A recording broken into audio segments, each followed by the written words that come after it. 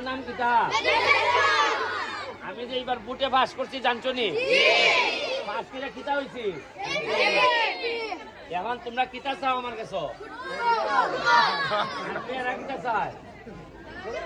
আচ্ছা ঠিক আছে, আমি এখন তোমরা এই স্কুলে ফার্স্টটা ফুটবল দিয়ে দিতেছি। ফার্স্টটা ফুটবল হইব না নি? আবার ভাই আর মেয়ের আরেক 12,000 টাকা দিয়ে দিতেছি। তোমরা আপনি যারা যা যা কিনা লাগে কিনা লই ভাই। আর আমার কথা দিতেই ভাই, সুন্দর করে পড়ালেখা করবাই নি? পড়ালেখা করে জজ ব্যারিস্টার হইবাই নি? ওইয়া ঘুষ খাইবাই না তা? হ্যাঁ ঠিক আছে, ঘুষ খাইতো না। তাহলে আমার একটা মিটিং আছে হাসপাতালও যাতে বালা করে সেবা দেয়, এর লাগে মিটিং করতেছি। তোমরা লাগে আমি সুন্দর একটা সোনারঘাট রেখে যাইতাম চাই, যাতে সোনারঘাটের মধ্যে সুন্দর ভাবে তোমরা থাকতে পারো, কোনো ধরনের সমস্যা যেন না হয়, ঠিক আছে নি? আর আমার কাছে আমার বাসা জানো নি? ওই কোনার মধ্যে আমার বাসা।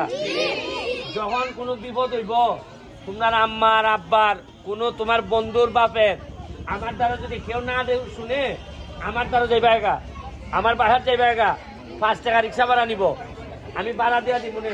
যা হইবা আমি ছাত্র, আমার পড়াশোনার ডিস্টার্ব হইতেছে, তোমার যে এমপি বানাইছি তুমি ওকে আমার করে দাও, কথা বুঝছো নি?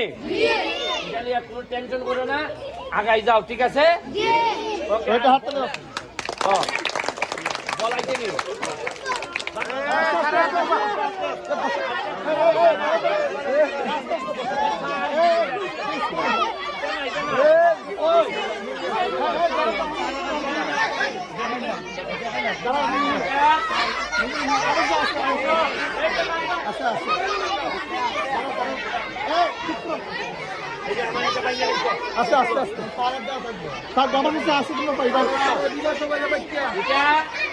বল স্যারের কাছে থাকবো, স্যারে দিবা, স্যারে নিতা না, স্যারের তোলার লেগে নিবা কেন?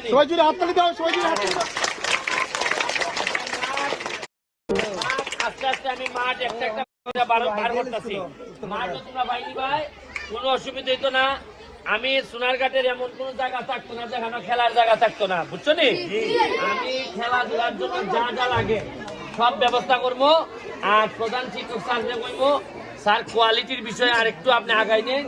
আমি ইংলিশ শিক্ষার জন্য আলাদা কোচিং সেন্টারের ব্যবস্থা করতেছি। তোমার মা বাপ যারা বই যাবেন স্কুলে, এই বাচ্চাকে নিবে রাখবার লাগিয়া, তারারে আরেকটা ওই জায়গার মধ্যে আরেকটা ইংলিশ শিক্ষার ব্যবস্থা করা হইব, মা বাপ রসিকা নিব, যাতে তারাও এখন শিক্ষিত হইতে পারেন, ঠিক আছে নি? আমার ছেড়ে দেও 5,000 টাকা রুয়েল, 5,000 টাকা দিলাও মেয়েদের জন্য। তোমরা স্যারের কাছ থেকে স্যার কিতা করবে এর লেগে।